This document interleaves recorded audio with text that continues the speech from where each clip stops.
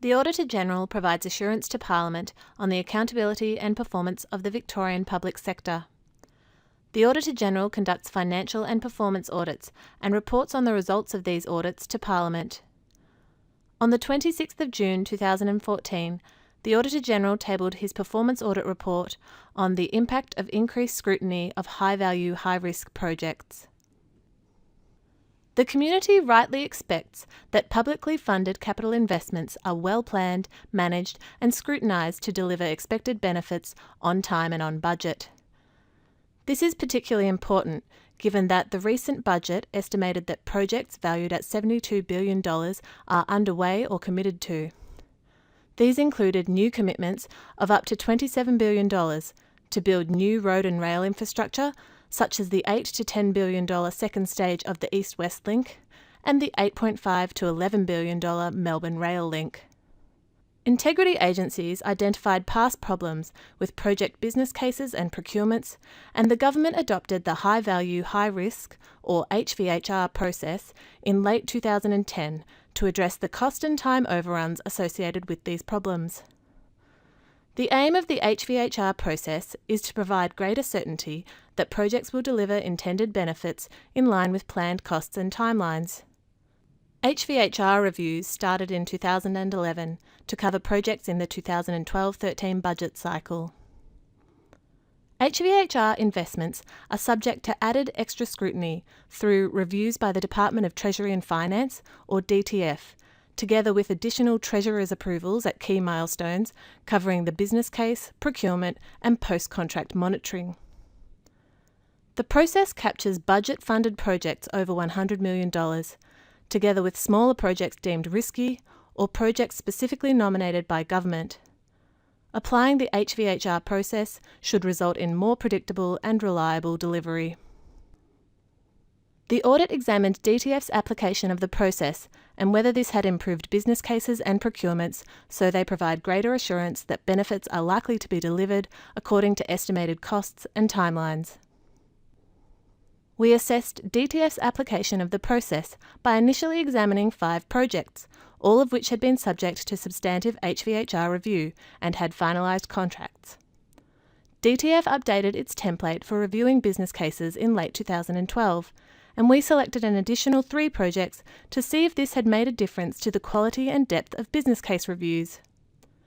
We examined how well DTF had managed the process and also the quality of the reviews completed for these projects. We also consulted the agencies sponsoring these projects: the Department of Transport, Planning and Local Infrastructure, the Department of Health, Vic Roads and Public Transport Victoria. We found considerable scope for improvement in DTF's management of the process. The findings of this report can act as a catalyst for DTF to realise the efficiency and transparency benefits that are likely to result from acting on our recommendations. In some cases, DTF needs to build on its past work that has started to address these issues. For example, DTF has designed but not applied a standardised approach to HVHR documentation and reviews. This slide focuses on one specific element of process management, which is of particular importance: how projects are selected for inclusion in the HVHR process. DTF captures and reviews budget-funded projects costing over $100 million. However, there are gaps and inconsistencies in relation to other types of projects. Specifically, we found that the riskiness of projects valued between $5 and $100 million had not been systematically assessed and considered for inclusion in the HVHR process. There are no clear criteria for assessing whether non-budget funded projects, typically funded by public corporations, for example water corporations from their own resources, should be captured by the HVHR process. There is also a lack of clarity about whether projects over $100 million selected under the government's unsolicited bids policy should be subject to the HVHR process. In addition, the 2014-15 budget funded substantial transport infrastructure projects before they had been assessed through the HVHR process. The government's clear intention is for these projects to be assessed through the HVHR process, and DTF needs to determine and communicate how it will do this. We have made recommendations that, if followed, will improve the rigour, comprehensiveness and transparency of the way DTF captures projects for inclusion in the HVHR process. Applying the HVHR process has clearly improved business cases.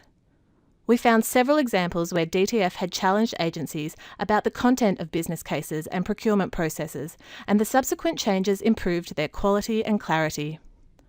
However, gaps and weaknesses mean DTF has to make further improvements. In DTF's business case reviews, the highest level of scrutiny was applied to project costs, timelines and risks, although there were residual issues which we raised with DTF. There were clear gaps in the scrutiny of procurement, governance and project management when compared to DTF's better practice business case requirements. However, the area of greatest concern was the scrutiny of project benefits, which was clearly inadequate. We were not assured from this analysis or the information in the business cases that benefits had been well established or that they were deliverable. This omission raises the risk of the government investing substantial sums in projects without understanding whether project benefits are well-founded or deliverable. We have recommended that DTF improves its scrutiny of projects to be consistent with its own better practice guidelines. The Registration and Licence System project, or RANDL, involves replacement of VicRoads registration and licensing systems. The original intention of the HVHR process was to provide greater assurance around the successful delivery of this type of complex project. We found that the way the project has been managed and overseen has not been effective in identifying and mitigating significant risks before they materialised. However, its inclusion within the HVHR process has been beneficial because it meant close attention was paid to the project and government was alerted to the failure of earlier remedies. The project was paused in 2011 and was subject to an HVHR type review by DTF. However, this did not fully assess and address the risks that subsequently materialised. These risks led to the further pausing of the project in early 2014.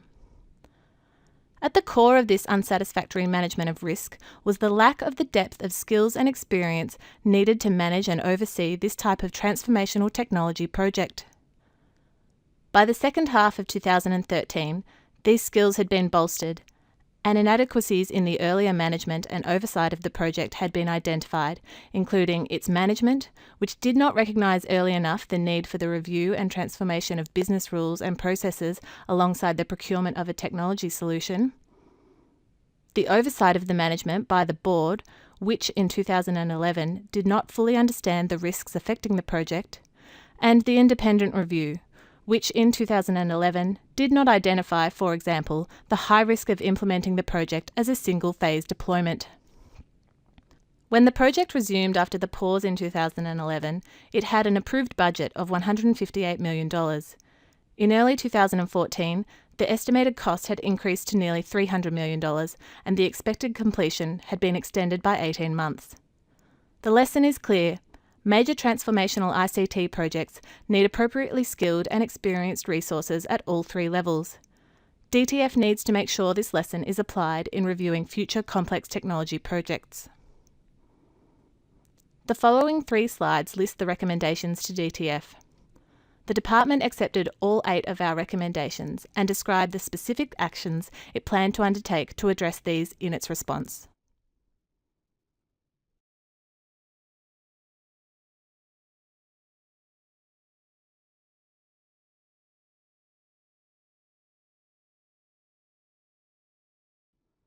This slide lists some other recent VAGO reports that are relevant to the scrutiny of HVHR projects.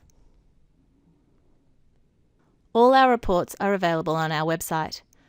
If you have any questions about this or other reports, or if you have anything else you would like to discuss with us, including ideas for future audit topics, please call us on 03 8601 7000 or contact us via our website.